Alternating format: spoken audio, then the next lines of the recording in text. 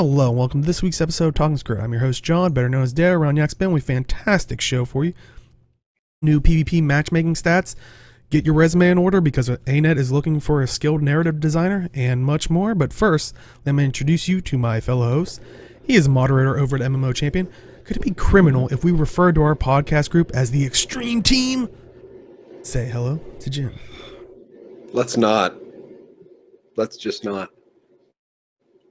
Oh, you're no. Hi, everybody. All right, and Zero fun. and he streams over on Twitch where he answers the age-old question. They talk about turning on new matchmaking. Does this confirm that game development is nothing but switches to flip on? Say hello to Age. All our lives would be so much easier, and this podcast would be way much easier to talk about. So no. It's not switches, it's buttons. You just got to push the button. It's not button, it's ones and zeros. The bigger, the better. It all comes down to 1 or 0, man. But Happy New Year, guys. Hi. And she writes for MMORPG.com and also her own site, MMORly.com. It's a new year, but can we expect a new roar? Say hello to Robin. Hey. Oh, dang. I guess not. There was very much no roar No there. roar. I don't have a roar today. Too cold. Yeah, it's way too cold. I'm going to sit over here in the corner and build a fire. Chad is demanding, do the roar. Who Well, am I? Katy Perry? Jeez. Pink's getting the chant in chat. careful, Inks. You guys might have to fight. You might guys have to fight about it. And if you had to fight about it, hopefully you're in the same league, and you can figure that out with matchmaking. Over this, while we were gone, the new PvP matchmaking test results came in. The test on the new PvP matchmaker in unranked showing some results. They did say the data looks good and will likely be turning the new matchmaker on in ranked sometime next week and for the seasons moving forward. So it seems like overall the old one, the average rating difference between teams was 37.29, but the new one is going to be set at about 18.02.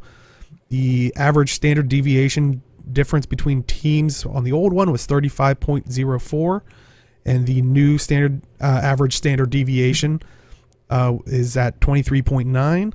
And for the old one, the percent of games with average rating differences over 50 was 24.5, and with the new one it will be as low as 4.7. It looks like. Do they still do PvP? Yeah, it's War v World that they stopped doing. Yeah, I was kind of thinking that. But yeah, I like like especially that last stat, percentage of games with the average rating difference over 50. That's Yeah, that's 5%. That's pretty nice. That's Yeah. really good. Yeah, hopefully in rank it kind of plays out in the same way and nothing happens to screw with shit. Because Yeah. I think it's overall a better system. Seems like it anyway. Yeah. So it should be more balanced matches, ideally. Mo balance is mo better. Especially because I remember my first matches during every day are really swingy. Like, I want to say that every time I do 0 to hero, it's easily like the first 5 matches tend to be the ones that are super stompy. And then it gets closer as the night goes on. So I want to figure if I just, sat there and played PvP for a day, I'd have good quality matches after like the first 10. Yeah.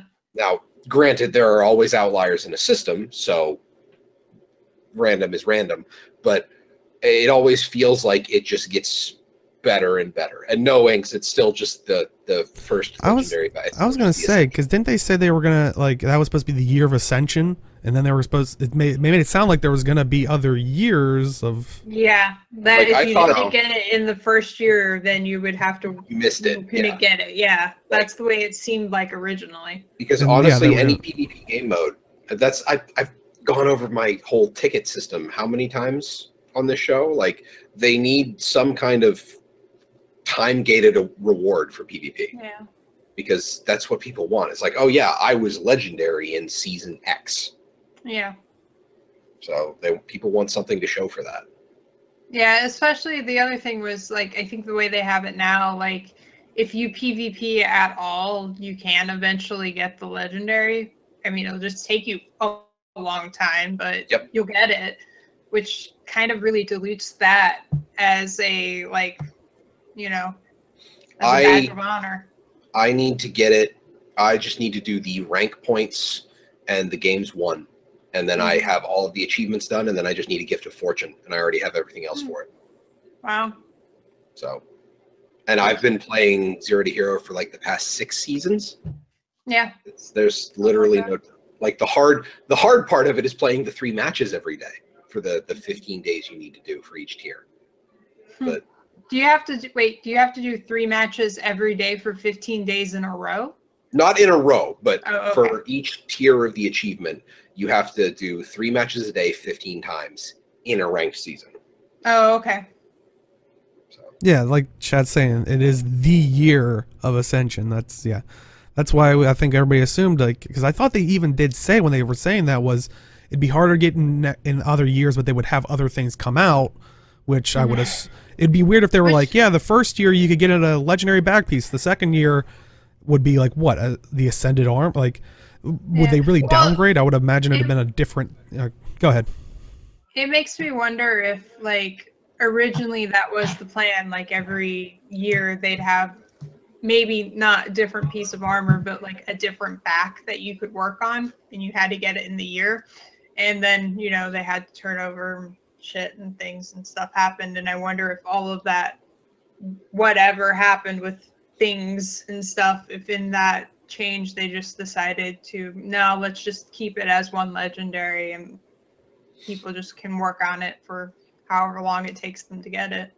And to answer 2 questions in chat. 1, Inks, no, you can be bronze. You can never get out of bronze the entire time you're working on the Ascension. It'll take you a lot longer because you have to win a whole bunch of games, but you can be bronze and still get the Ascension. And QED, they removed the crown for a winter themed one. I don't know if that's going to go away and be the regular crown again. But to be brutally honest, a little kind of halo aura effect over your character compared to actual gear skins. Well, I'd like to see, and I think we talked about this before, I'd like to see them be an actual, like, what is it? An infusion? Yeah, an infusion, rather than...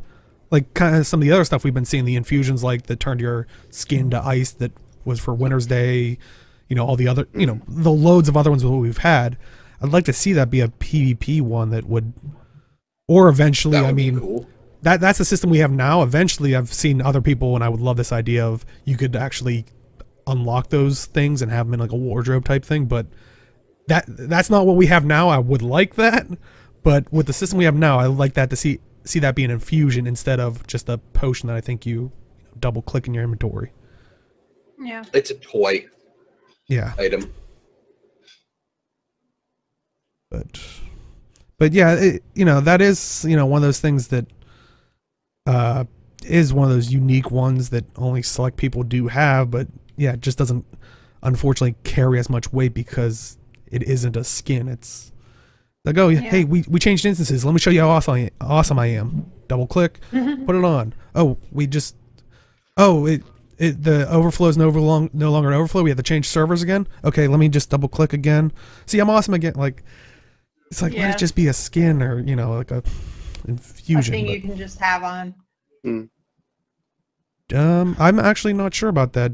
I would imagine, do the infusion effects persist in the mists? Like in War v World and PvP? I don't know. I mean, granted, I've never seen anybody, but to be brutally honest, I haven't seen a lot of people running around with the infusion effects, period, in PvP. Yeah. Most of them have been big PvE achievements lately, so I don't know. Like, I'd need to talk to somebody that...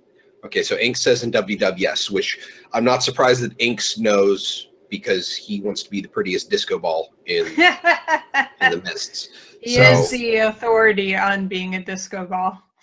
And he's saying PvP So- doesn't think so. Okay. And yeah, Mithrin, I think that's what I that's mean. a Like, rolling- I would love a system like that where we have like an effects section. It's just we Yep. don't have that in game now, but Yeah. we have the infusions, which, yeah, it's. They only recently just gave us the ability to change the stats on those infusions. So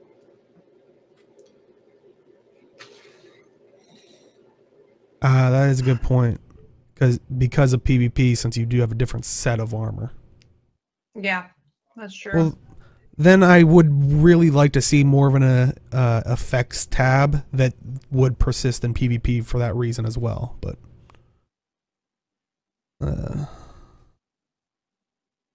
apparently you can't change the Moto infusions, the Sav ones, I'm guessing.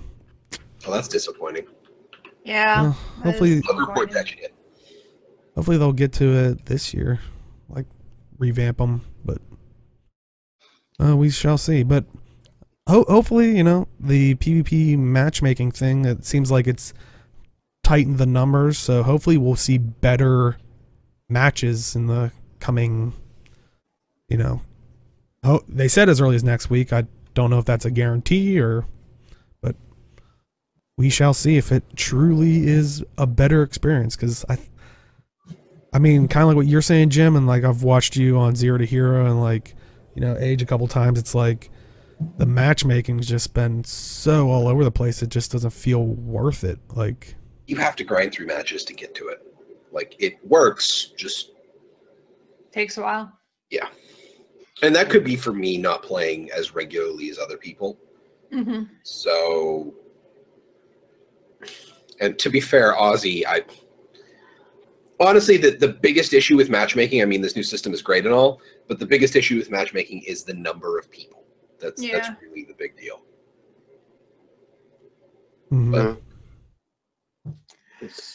I mean, from the stats that I'm seeing, if they hold true for what they're gonna put in for ranks, it's automatically a lot better because the average rating is just the difference is a lot lower now. It's like 5 times better at least. So I'm hoping it actually makes a difference. It makes matches a lot more closer. It means that, you know, the skill between different people and teams are relatively a lot closer now. So it should mean better matches. And like Mothana said, it's like you had to play like a couple matches before like the games actually got better. I think that this new matchmaker is just eliminating that first 10 match type of deal. So we'll see what happens. Yeah, ultimately, yeah, QD, that is going to always be the problem, is because, you know, they could make it so you would always have perfect matches of like matchmaking, but you won't find a match for, you know, 2 hours. But See the same 9 people every match. yeah, so yeah, that's always going to be that ultimate problem. But they definitely got to find the balance if they want PvP to have any footing or relevance. Like,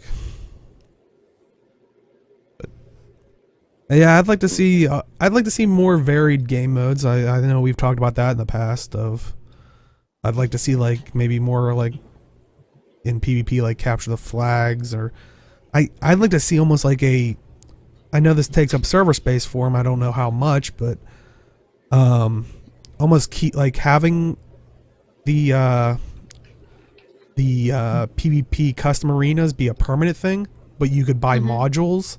Like, oh hey, my custom arena has, I've said this in the past, my custom arena has the Sanctum Sprint module, so I can host, you know, Sanctum Sprint matches and stuff like that, and other PvP maps that have been, Right. you know, that use the PvP model already. Dragon Ball. Like, I would absolutely love just being like, who wants to play a game of Dragon Ball? Yeah. That'd be great. And Kokomo, they have 2v2, but it's opt-in. You have to do a custom battle arena for it. I think we heard rumors about a possible 2v2 PvP map that is an Asura-based map. If they're developing new maps for it, then it's entirely likely we might get a queue for 2v2. That would be awesome. There's going to be tournament styles for 2v2, I think. Really? It was either a tournament or a rotation where there was a 2v2 tournament. I can't remember. I think a rotation for it, but I'm not sure. Yeah. That just sounds right to me. Yeah, they're working on different types of styles of gameplay, of conquest gameplay, as well as like a kind of like a GVG thing as well, and the 2v2 thing. So we shall see more when they actually release it. But I mean, any final thoughts on the PvP matchmaking or kind of the PvP in general? Needs work. Yeah. As always. If they're working on it, then good on you. Yeah, at least we're hearing things, unlike how we were talking about earlier. War of the World, poor thing. I still want to know why they stopped the polls. Like, I don't understand. When did they start those 2-week AMA discussions, or every 2-week AMA discussions? February. Oh, February. Okay. Well, February can't get here soon enough, and I hate even saying that already. Well, it'll be warmer in February, hopefully. Maybe. Yeah. Maybe. Chat saying, to be honest, I had a discussion yesterday with an old GVG friend of mine from Guild Wars and another friend who only played Guild Wars 2 concerning GVG as a game mode. The only playing Guild Wars 2 said the main issue would be matchmaking, but the Guild Wars 1 friend made a valid point by saying they would just use the Guild Wars 1 ladder board system from GVG, not the matchmaking system of PvP. Oh, if they made a separate Guild vs. Guild one? I mean, so Guild versus... But I don't know why. I wouldn't make that assumption, personally. But I mean, they could, but they might not. How does it? Go ahead, I was just wondering how did the Guild Wars 1 leaderboard system work? It was just like if you were like 15th and 16th place, would they just like match you together if you're around, or like around that level? I guess. A range. Range, sorry. Is that how it works? I think so. I'm not. I 100% it's been sure. so long for me. I haven't GVG'd in. I mean, half the time I can't remember what I did yesterday. So. That sounds like a you problem and a problem that should be rectified fairly soon. Womp womp. Oh yeah, it had the points. I forgot about that. So it was just like a point system, and then it went from there. Isn't that what they're? It's in a range. Isn't that what the PvP matchmaking is? It takes your points and puts them in a range to as close as possible. Basically, yeah. It's just I think more what QED is saying is more something that would go along the lines of the score is assigned to the guild, not the person. So they would technically have to use a completely separate like set of data to do that, because it would be based off of your guild's experience. Now, the only problem is if people were sandbagging, but then again, I guess you could do that in the old system too. So you could like send in people who weren't super great at it and tank your ratings, and then put the good people in, and then the noobs. Yeah, and then send in the ringer, and then go from there. But I mean, that's going to be a thing in any kind of large scale group content. I mean, you could do that in professional sports right now. Yeah. And I don't think it's technically illegal. I mean, for anybody who watches American football, the Cleveland Browns are 0-16 this year, which is the end of the NFL's regular season. So they get a really good set for the draft next year. And they're not the first team that have done that either. No, what was it? The Lions in 2008? And the Colts did it too. When Peyton got injured that season, they were just like, lose everything. And But that's how they got luck. But it's one of those things where I mean, you can't really stop people from gaming the system. You can just kind of keep them doing it in controlled ways. And I don't see that. I mean, I would assume that any kind of rewards you get are based on your ranking. So if you tank your rating, you're going to get less rewards out of it. Apparently, me and Hypnotic are going to be offering our services for tanking people's scores for them. So, professional sandbags. Yeah. Yes, it's great. I could do it if I take Mesmer. if I take my Mesmer into PvP, I can guarantee you I can help people tank their ratings. See, that's where a skilled sandbag comes in play. I can play any profession and help you tank yours. I know. That's what I was gonna say. I can pick a profession. I'll do it. It's good. Y'all can start a guild. Professional sandbags. The sandbaggers. Your guild logo is the Nintendo sandbag. Oh my god, yes. The Smash Brothers sandbag. Yes, I love it. Well, it seems like there's, a need for those jobs to help sandbag this. Speaking of jobs. Oh god. Yeah. This past week on Twitter, Bobby Stein tweeted out that they are actually looking for an experienced writer / narrative designer. And we do have the posting here, and of course, just do it if you're qualified, because I've seen people in the past, from Blizzard and stuff, saying don't just apply if you're like a fan or something, but if you do meet the qualifications and you're a fan, that's even better. But don't just be like, well, I played the game, but never written or. Well, what Bobby also said was that if you don't meet all of the qualifications, those are guidelines, ideally what they're looking for, but the most important thing is the writing. So if you can ace the writing test, which is, I'm assuming, be writing some kind of fiction, sample, dialogue, I would assume they would require, because there's a lot of dialogue in game. Any kind of, just think about types of words or anything that is used in the game. They would want to see samples of you doing something similar. Wouldn't have to be necessarily something that they could just sync into Guild Wars 2. Would help. But there's going to be tests. There's always tests. You don't get those kind of jobs without tests. So be prepared for that. Yeah, and yeah, that's a good point, because with any posting, usually they put things I think on here they say bachelor's degree or equivalent education, achievement, or work experience. But yeah, it's definitely one of those things where, yeah, if you have the work experience, I'm saying for the fact of I probably wouldn't, because I don't have any formal education in that area, let alone I really haven't written a blog, or I'm not really one that's been consistently writing to warrant that. Also, and I've heard that in the past. Chad is talking about how you have to be willing to George R.R. Martin your characters. Yes, very true.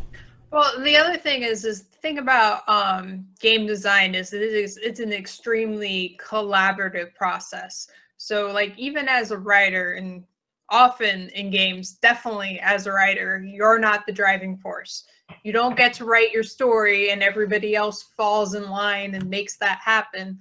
It's usually a combination of everything. There's some things that they want to do that come first, and then you write the story with it. It's a very collaborative thing. So you can't go into it being I want to do this and this and this and this, and expect to do all of that without having other people's input, not only in what you do, how you do it, or whatever. There's a lot that goes into it.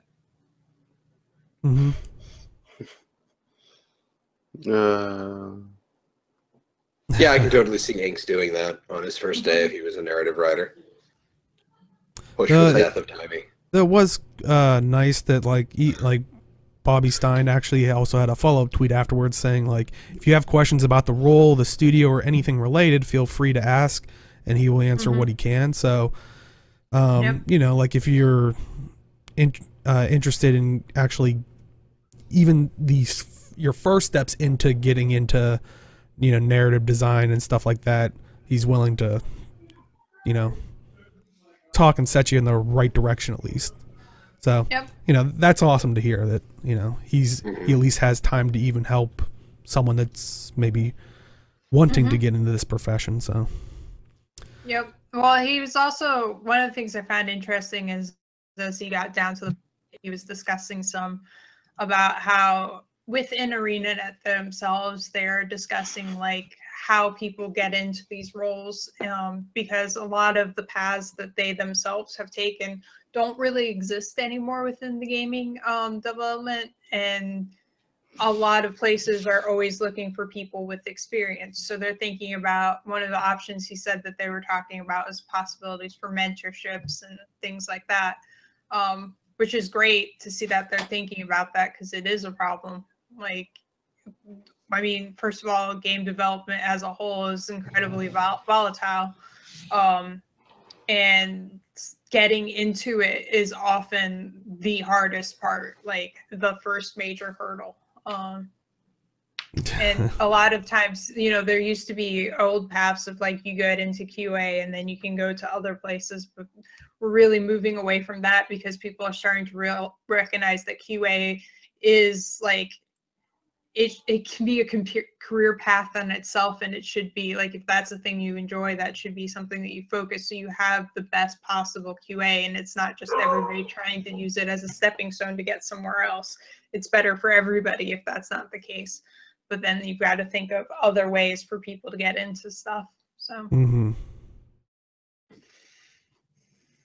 but yeah, so I mean, I'm trying to think, did we have anyone in that department recently leave? Because I'm curious, is this like pure growth, or is it, what's his name? I can't The guy remember from his Wizards. name. Yeah, he came from Wizards. Oh, that's right. Stayed for a few months and then left.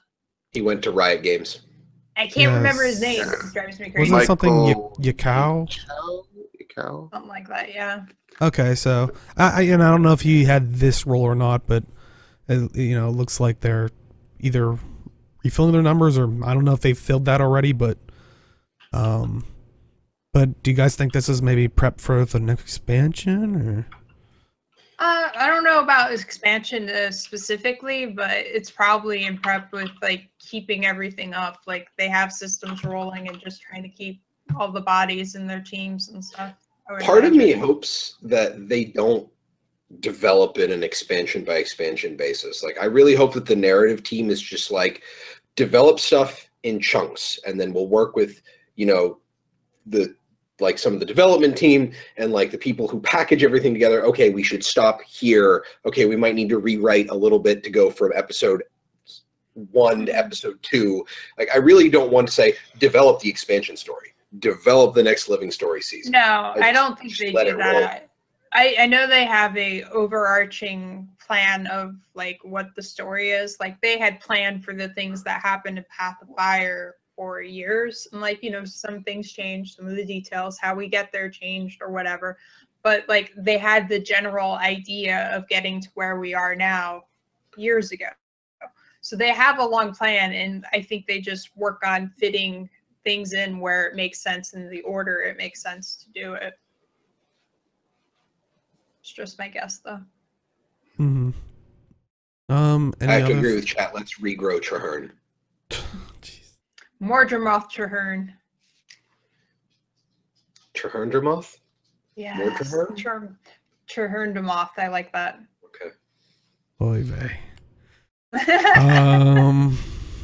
Sylvari were Dragons way before. Oh, yeah. They couldn't be corrupted, and that was the thing, so that was what we always all thought. Any final thoughts on the job opening? I would love to work for ArenaNet, but I can't write. I was going to say, if you can write and you're interested, apply. Like, it's not going to hurt anything. Yeah. The worst they can say is no. Like. Exactly, yeah. Here, let me copy the link into live chat, and of course, if you're watching this on YouTube, you know, links will be in the description, but yeah, like Robin said, the worst they can do is say no. If you're, you know, I would say if you're closely qualified or in that realm, not just, like I said, myself, who, if they hired me for this position, they'd be insane. Like, I'm just saying that right now. Like, yeah, no, they need you on the PvP dev team. Yeah, exactly. Yeah, that's where I should be. Uh, Yeah. I'll be like, how can we make this more PvE? Make Stronghold better. Yeah. That's how Are you they make it more hiring PvE. janitors? You never know. But if I know we had this up here, and do we want to talk about the marketing thing? Because I know Jim was saying before show that he had like some thoughts. but- Okay. If you guys don't mind me rambling, because it's one of those things where it's been difficult to really No, just kind of make it a cohesive argument, but and I mean, well, first for the people that aren't aware, I mean, we've talked about this in past shows, but probably a month ago now, they had a trailer that was like, we wanted to do this, we wanted to get your feedback, and a lot of people it was using player quotes. They weren't a fan of it. A lot of people gave criticism back, and then was a couple weeks ago, they put out the trailer, and it pretty much looked the same, except it had the front bumper of, this is the players' stories, or this is the players' thing. Like they kind of set it up, and we talked about the last show we had where I was okay with the video itself because it gave itself its context finally of these are the player quotes. Do I still think it's a good one? That's once again, we talked about that, but I think basically over this holiday break, we've had one of the marketing dev on Reddit kind of just responding back and forth with people. I haven't really seen anything too great either way, like groundbreaking, but I mean, at least he's talking with everybody, and and also cracking jokes back with people. Like, I think that's an important thing. No, but so yeah, go ahead. Initially, like that video, them prefacing the whole video with the, these are the quotes from players. I honestly think that it shouldn't have. What was it? It was just written out. I didn't have a chance to watch the edited video they released. It was just like a title card basically that popped up, right? Yeah. It would have had more impact if it was Mo's speech. Well, I don't think About Mo actually said that though. Like, yeah, here's the. I could have sworn I heard him say it at some point. I could be wrong. Thought so. I could be entirely wrong. I thought so too, but then when we were talking about that, people were saying it was just a Reddit post or something. I was like, oh, okay. But honestly, like, then they should have gotten a quote from Mo on it. Like, that would have been the absolute perfect thing. Turn off speakers. Where's my button? There we go. That would have been perfect, because I don't think Mo's a great public speaker, but I think if it's clear and concise, if it's something that is scripted, I think he has good delivery. Yeah. So I don't think Mo is great at off the cuff, but I think he's good at scripted. So But he doesn't have a lot of natural charisma in the way that some other people do. So like he can perform well, but it's not the same. But prefacing it with a vocal performance as opposed to just kind of like title carding it would have had more impact, because this is the CEO and current sitting game director of the game saying, we want you to represent us, and here is what our players have said about our game, and that would have been a bit more impactful. However, that's good to preface it with, these are players saying things. Yeah. The problem I'm having is all the stuff that they're posting on their social media accounts. The Facebook and the Twitter posts with the images, the image card looks good, but when the quote is, I didn't grab all like the different ones we've had, but yeah, and that's the thing is, my one worry is, because I was looking at some of the responses from that dev saying these were just social things, like it wasn't meant for an ad. But the problem is, and I think this is the problem we've said before with like the gem store stuff of like, oh, we hate the Mount Gate stuff, and it's like people are yelling at the devs. They're not the ones making that decision. Like, he even said in one of his Reddit replies of, this is a social, like, was supposed to be like a social media thing for our fans and stuff like that. It wasn't meant to be an ad. But then people come back, and I've even had it on like YouTube or something where I've had those blocks where it's like, or whatever, blah, blah, blah, as an ad. So unfortunately, I don't think this dev knows, you know, what whoever There is controls a that. miscommunication or something. Yes. Yes, 'Cause- something's. Wow. The other problem there is when you say we want you, the players, to market, like we want you to be the advertisers. When you say that, everything on social media becomes marketing then, because that gets shared. Yep. When somebody retweets something from Guild Wars 2 and says, I love this game, y'all should play it with me, to the people that follow them on Twitter that don't play Guild Wars 2, that's advertisement. Yeah. No one's like, I can't in good, like I love this game, but I can't in good faith retweet Yeah. and say play this game with me, because that doesn't tell anybody anything.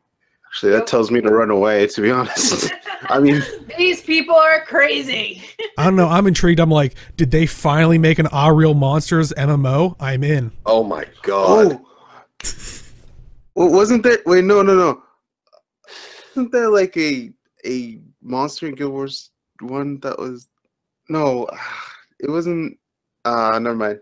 I don't know what I just. I don't know I what I just. You know, You just triggered. had like But a whole conversation by yourself. I had a whole conversation in my You'll head. remember it about 15 minutes after the show goes off. Don't worry about it.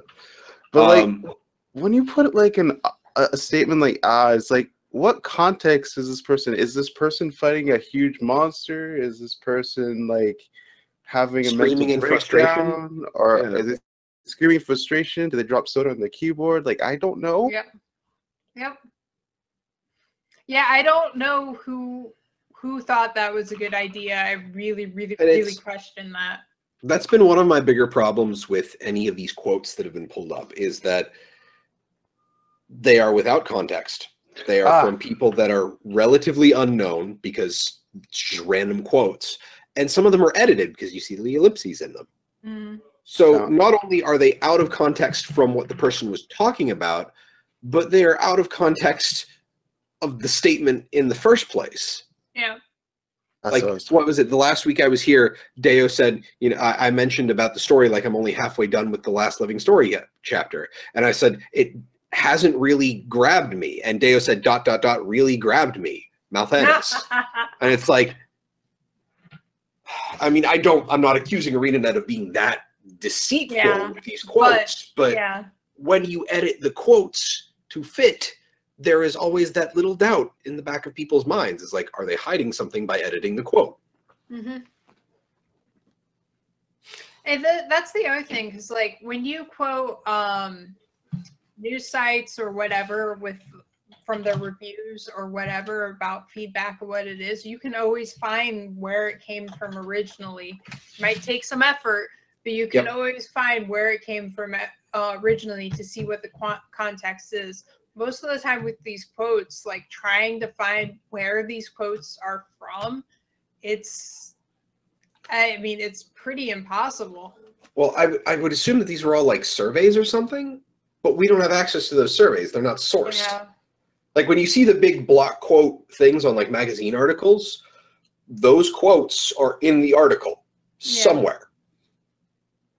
Then they're just meant to be there to like grab your attention as you're just flipping through the magazine. There's no magazine to flip through here. It's just the quote. Yeah. So I think that's the larger issue with this. Yeah. And I don't literally, I want to say almost all of the tweets that I saw on the infamous showed up on Twitter. Everybody was just like, I love your game, but this marketing campaign is bad. Please stop. Yep. And I think they did say on Reddit, like they do like this isn't the only thing, that they are planning other stuff that's more like more ad stuff, because this was in the same thing of where he was saying this wasn't an ad, this was more like a social media, just like thanks to, you know, the fans type thing. But so they do have other plans that I guess seem more in line with normal ads, I guess, that people normally think of. But I do feel bad for him, because, you know, they have, because they did release basically the same trailer with quotes from, you know, reputable gaming sites and stuff, and people were like, well, this is horrible. I'm like, well, this is what people were saying that they wanted it instead. I'm like, yeah. So, you know, I Pick one. Yeah. yeah. That always happens, though. Yeah, exactly. Because I don't think it was the same Frustrating. people, but, you know, see, you're never going to please everybody, unfortunately. Yep. Yep. But, yeah, so any final thoughts on the marketing? Ah! If no one was going to do it, I was going to.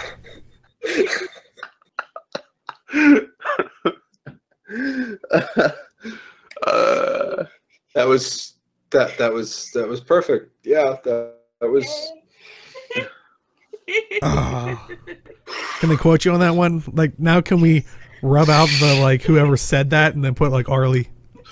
No, you need it. That needs to be the tweet that goes out tomorrow when the YouTube video goes live. Yeah. Oh man. By the way, the thing I was derping about in my head is that there was a mini in Guild Wars 1 called Mini Black Beast of Arg. Oh. Okay. Oh. That's a Monty Python reference. Yes. Okay. Yeah, that's what I was thinking. Well, shall we talk about the gem store stuff? Yeah. Oh, there's never anything new on the gem store. No. If only they could figure out how to put World v World in the gem store, then it would get constant updates. Ah! Sorry. So always thank you to. That felt really. Burn. So thank you always to Dolphin.net. Check out Dolphin.net so you can spend your gems more wisely. So first up, we have the Umbral Demon Skimmer skin for 1,600 gems, normally 2,000, so it's 20% off. And you know it does have 4 die channels. It is a skin. It doesn't like unlock the mount for you, you know, ahead of game, but like we said, it's a skin for the skimmer mount, the one that, you know, goes faster Looks over like you're water. running a Doom For the Demon. skimmer. Yeah, it's. But thoughts on the Umbral Demon Skimmer skin? Wow, that's a That's lot what of. I was saying. Skin Yeah. for the skimmer. Ah! Skimmer skin. My only problem with anything for the skimmer is that the skimmer is slow unless you're over water. Underwater update confirmed. But it Or looks no, it has to be over. It has to be on water because. Yeah. And then I have 2 tweets when this came out that 7-Bit Brian responded to me. Numbers tell more than the vocal minority on Reddit. With this, I assume the numbers showed people are willing to pay for them, and they'd make more money this way. We have to remember that even if all of Reddit agrees with us, it's still a tiny subset of the overall community. One, I don't actually go on the Guild Wars 2 subreddit. Or really the forums. Most of my experience with the Guild Wars 2 community is through Twitter. Although from the show, I know that, you know, basically every social media platform was like, these mounts, what? However, I do agree that, you know, metrics probably show that, hey, they'll make money. And one of my follow-up tweets to the actual, like, that was me quoting the tweet and saying something, and my response to their actual tweet is these premium mount skins would be way more digestible if the normal mount skins were more accessible, which they are not because loot boxes. Yeah. And I don't want to jump into that all over again, but that's just my opinion on the matter. So go ahead, Arlie. I was going to say his point, though, about Reddit being just a small subset holds over no matter what social media you're talking about. If you're talking about Twitter, forums, Reddit, like even if you put all of those things into one bucket together, it's still a small subset of the player base. You never have most of the players using any of those because most people will play, and if they like it, they'll keep playing, but they will never talk directly to the developers because that's just not the way most people consume the games. People like us, people who do the social media and stuff, are a little more invested, but we're still like a small subset of the overall thing. And then my second response was from a gentleman by the name of Rowan Hall. He said, the market decides the price of things, not our subjective value of worth. If enough people pay 1,600 to 2,000 gems for it, such that they profit more than they would for selling it at a lower price, then that's what they're worth. Now, I agree. That's what market forces are. Mm-hmm. That's totally how market forces work in a vacuum when you're talking about a single item. But the problem is there's no competition. Yeah. We're not talking, this isn't an, like, we're not saying that this competes with other MMOs. That's why when we talked earlier about mounts in other games, like other mounts cost $20, $25 in other games. That's fine. It's normal. It's like, but other games with subs even. there's no competition on the gem store. ArenaNet has a monopoly. Yeah. So that's what the market is. They can I don't know. Market forces are moot if there is a monopoly.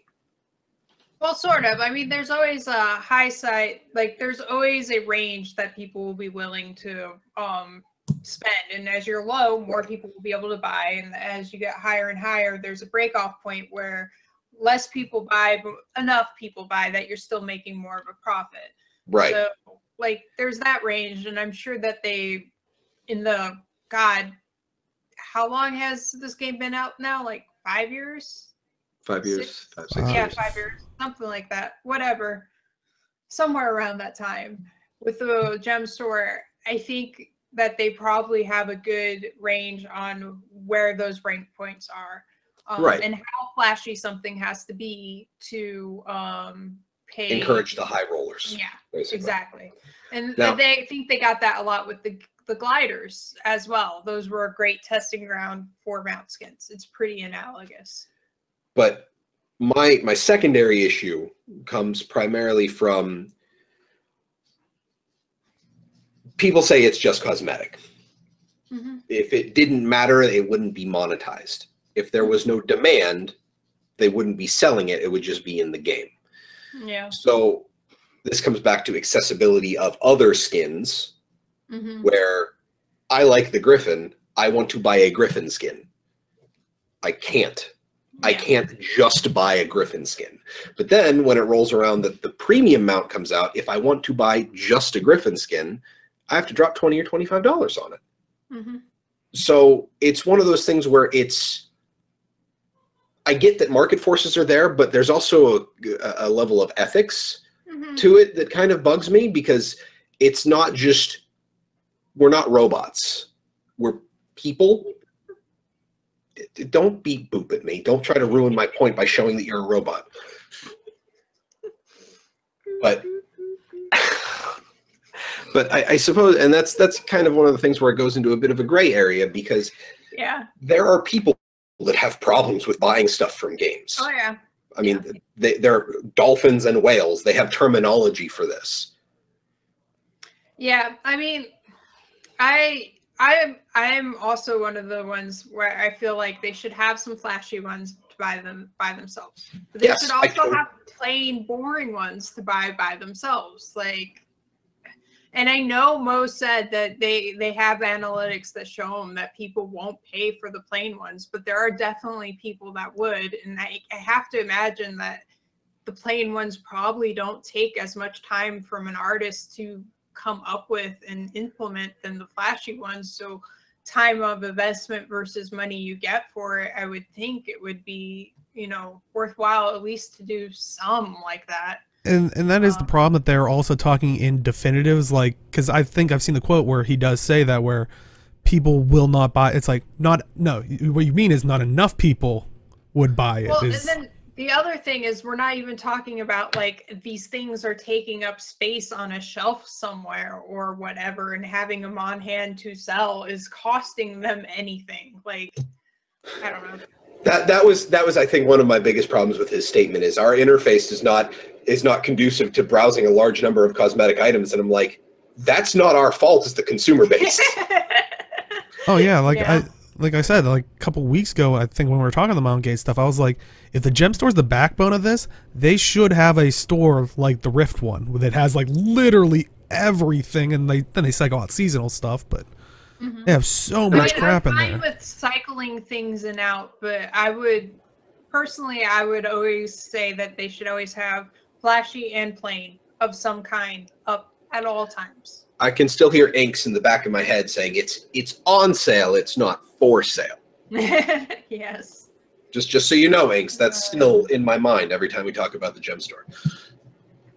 Well, don't worry, we'll talk about something else that's no longer on sale. Oh god.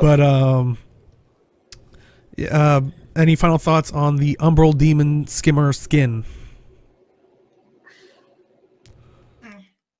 I'm not getting it. Looks okay. I mean, but it looks good. But I've also accepted that I'm not the target audience for yeah, I've come to that realization that yeah, I've unfortunately come to that realization where I'm like, I'll spend my money somewhere else since you guys don't want it. Like, isn't that kind of just demoralizing a bit though? That you're yeah. It's so demoralizing. I've been very much enjoying Warframe.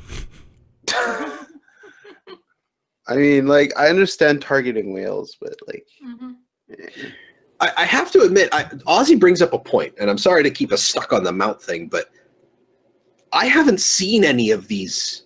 I've seen one Sparkle Raptor. One. Yeah. And that is the only premium mount I've seen. Hell, I barely see mounts in Lion's Arch. I see them when people move from place to place, but I don't see people just sitting around on their mounts. I've seen some of the premium ones. I've seen the Jackal one like a few times. I've seen that. Yeah. I've seen the Raptor one a few times. I have not seen the Umbral one yet.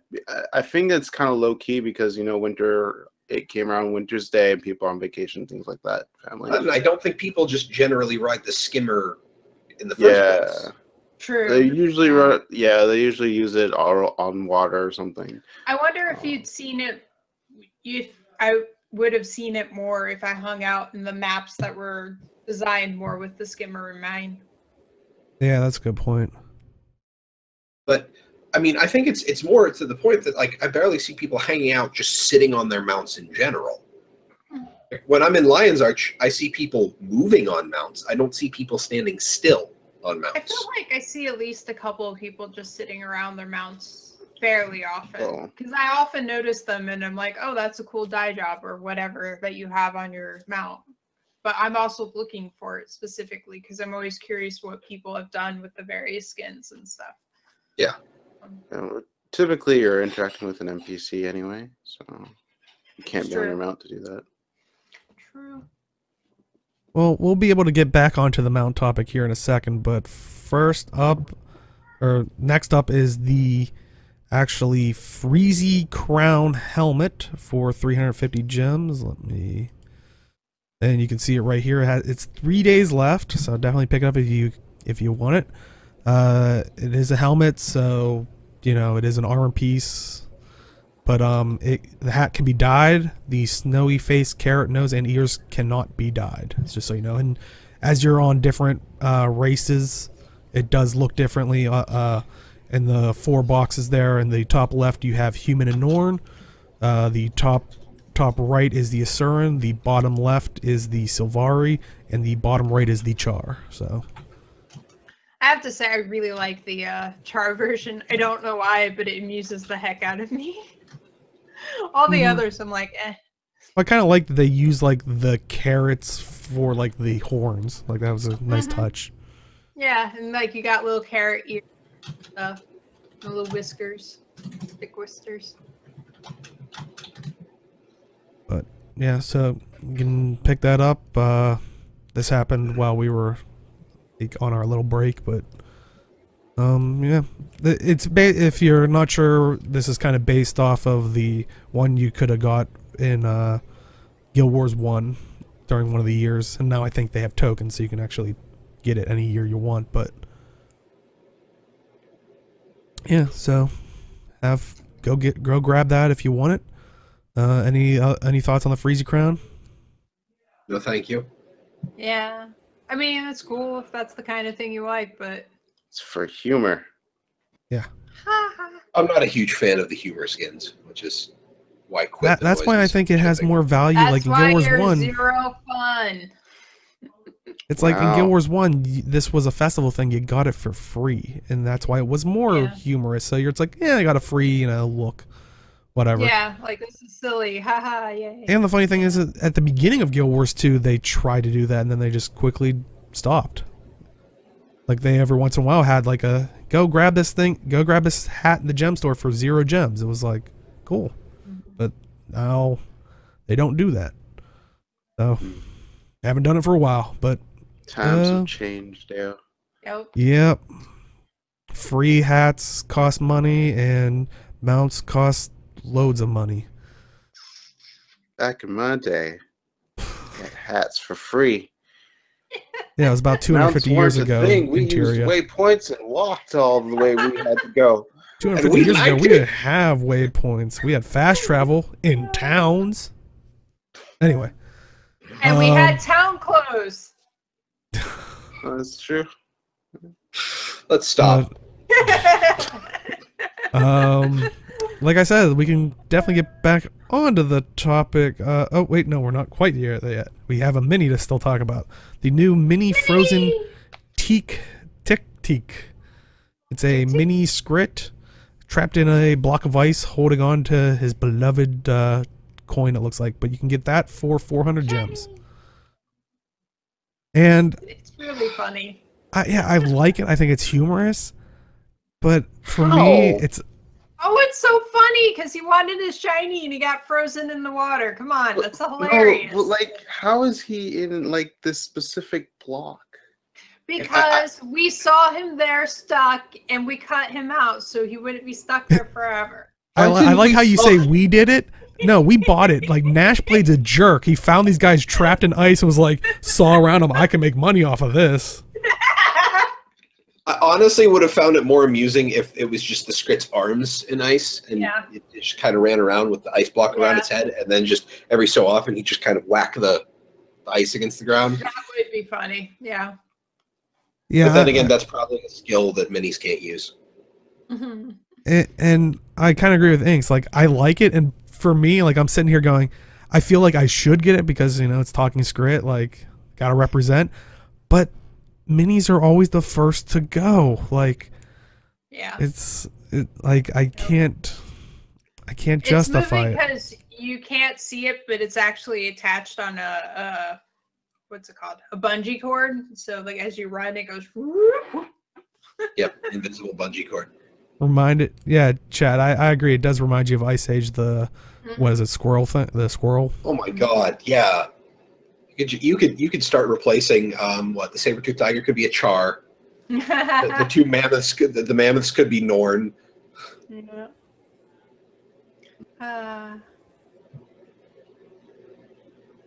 Yeah, Guys, no, I'm not the gonna way buy it's it. moving around, the explanation is simple. Dragon magic. Mhm. He's I encased also by feel Jormag like- corruption. Tail is hanging out of the ice block as well. He's propelling himself with his tail.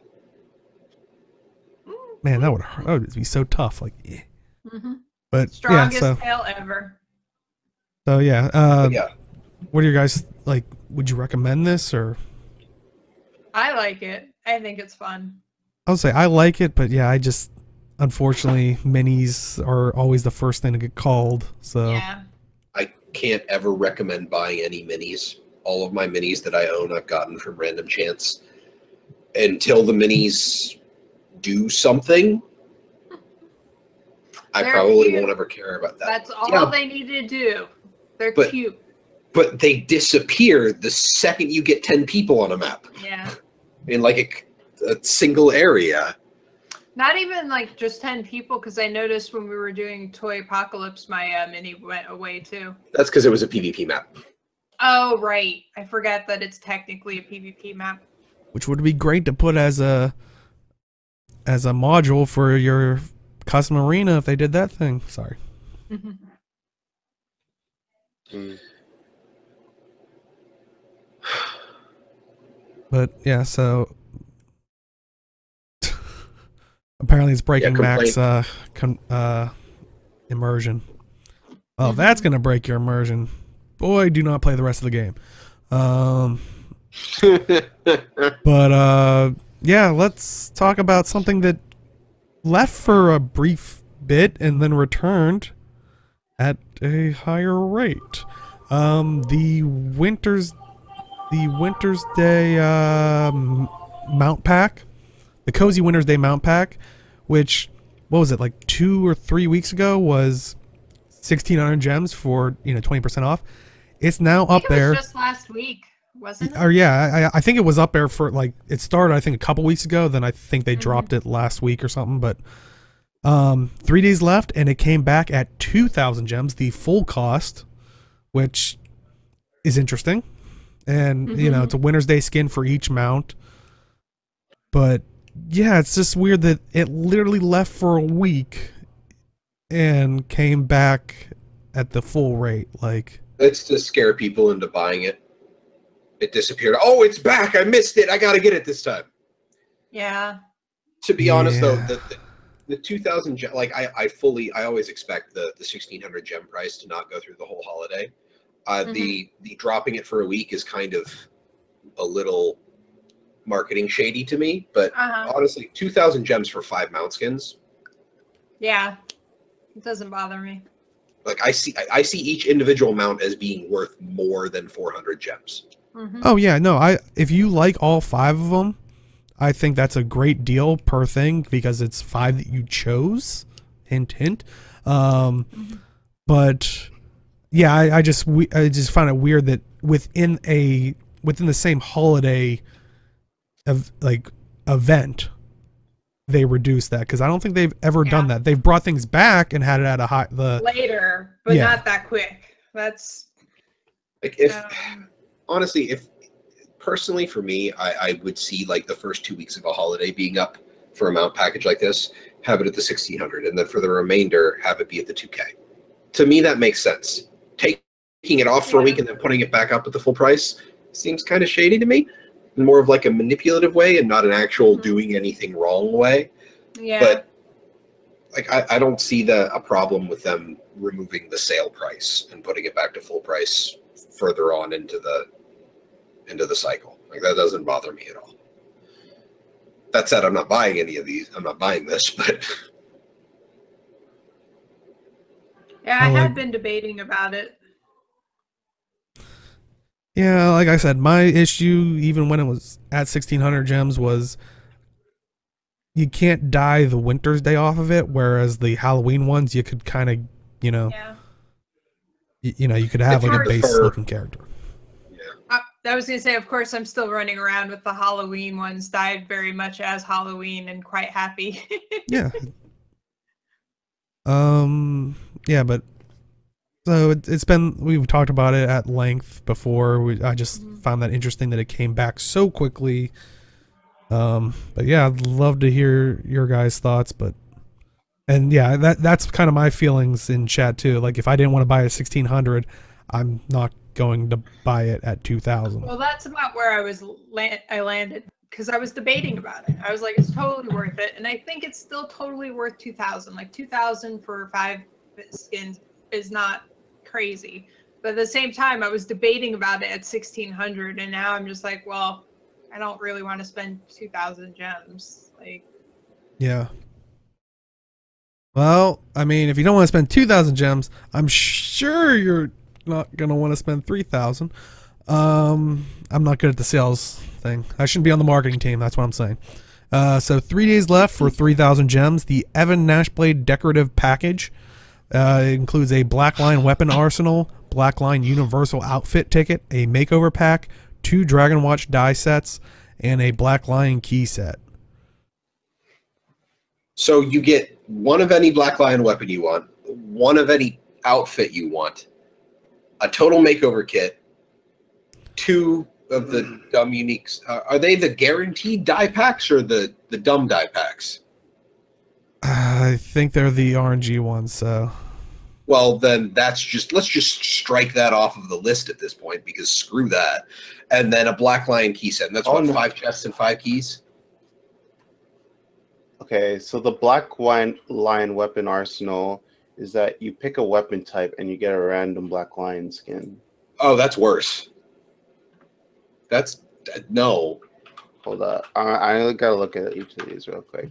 Black Well, I think the universal outfit ticket, because I remember seeing that talked about it has a chance to unlock any outfit in the after a certain point. I think it originally was like before the Balthazar one, if I'm not mistaken. Any outfit before the Awakened outfit. Oh, that's it. So you can pick You one. get to pick. No, I think it's randomly. Ugh. No, you actually get to pick. Oh, you do? One. Okay. Oh, That's okay. good. Yeah, so the makeover pack gives you 1 total makeover kit and 5 transmutation charges. And the Black Line key set gives you 10 Black Line chest keys and 1 golden Black Line chest key. Oh, the golden key guarantees you a rare. Oh. Yeah. Okay. So you get 11 chests to open, 1 guaranteed rare, 2 garbage die sets that could get you absolutely nothing worth of value, a Black Lion weapon arsenal that can get you the weapon you want, but possibly wildly wrong skins for you. Yep. For just a measly 3,000 gems. Go fuck that. Those should have been no. cheesy boxes. Yeah. Yeah, I'll say Inks. I think the gold key does rare and above, if I remember correctly. But I mean, I haven't had any to actually know, but I think that's what it originally was. Yeah, 3K is a pretty hefty amount. That's worth 2K. Also, the Black Line keys and scrap package, 3 days left, 10 Black Line chest keys, and 2 Black Line claim ticket scraps. And how much is that one? Let me see. Sorry about that. 1 million? No, wait. No, Arlie, you have to. That is... God, these packages. Who's buying these? Crazy. It says 900 gems in Wiki, but I'll check real quick in the game. Okay, 900 gems. I don't think that's terrible because 5 keys is 450. So you get 2 scraps plus the standard value 1 keys. That's not a bad pack. The Black Lion keys and scraps, because you get standard value for the keys plus extra from the 2 scraps. Yeah. You are limited to 2 per account, though. If you buy Black Lion keys, that's gems you were going to spend anyway. Yeah. So, Well, and also returning the mini Snow Flurry Dragon for 500 gems, the Winter Solstice outfit for 700 gems, the Arctic Explorer outfit for 700 gems, and that's 3 days left. The Winter's Day Solstice appearance package at 2,000 gems, which is at 3 days left, and that has the Winter Solstice outfit, the mini Snow Flurry Dragon, the Total Makeover Kit, Mortal Weapon Choice, and 5 Glint's Winter die kits, which I think those ones are also the RNG ones.